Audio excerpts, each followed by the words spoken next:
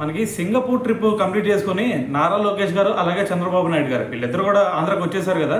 అయితే వచ్చిన తర్వాత నారా లోకేష్ గారు దీని గురించి మాట్లాడారు. అయితే లోకేష్ గారు ఏమంటున్నారంటే, ఎప్పుడు లేని విధంగా మేము సింగపూర్ వెళ్ళి అక్కడ ఏకంగా 2000 మంది తెలుగు వాళ్ళతో మేము అక్కడ కలిసాము. సో దాని తర్వాత చూసుకుంటే మరి అక్కడ పరిశ్రమలతో కూడా మేము మాట్లాడాం.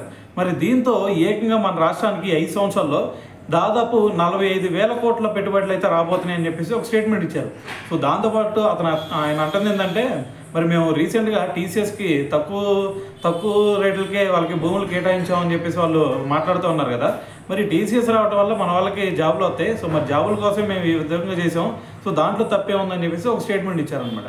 సో దాంతోపాటు మరి ఈరోజు నెల్లూరు టూర్లో మనకి వైఎస్ జగన్మోహన్ రెడ్డి గారు ఒక స్టేట్మెంట్ ఇచ్చారు, గుర్తుందా? అదేంది, ఈరోజు మరి మా కార్యకర్తలను అడ్డుకోవాలని చెప్పేసి 2000 మంది పోలీసులతో భారీ బందోబస్తు ఏర్పాటు చేశారని చెప్పి ఆయన ఒక స్టేట్మెంట్ ఇచ్చాడు. అయితే దాని కౌంటర్కి ఇప్పుడు లోకేష్ గారు ఏమంటున్నారంటే, మీతో ఉన్న ప్రాబ్లం ఇదే, మీకు ఎప్పుడైనా సరే మరి మీకు భద్రత కల్పించకపోతేనేమో కల్పించలేదు అంటారు. సో కల్పించకపోతే ఇంకోటి ఏంది, మరి అక్కడ జనాల్ని ఏదో ఒక తొక్కేసి సో ఎవరో ఒకరు లేపేస్తున్నారు. సో దీనివల్ల మళ్ళీ మా మీద అభియోగం మోపుతా ఉన్నారు. సో వాళ్ళు సరిగ్గా ప్రొటెక్షన్ మాకు అరేంజ్ చేయలేదు అని చెప్పేసి. సో ఇప్పుడు మీకు అంతమంది భద్రత కల్పిస్తే ఇప్పుడేమో ఈ విధంగా మాట్లాడుతూ ఉన్నారు.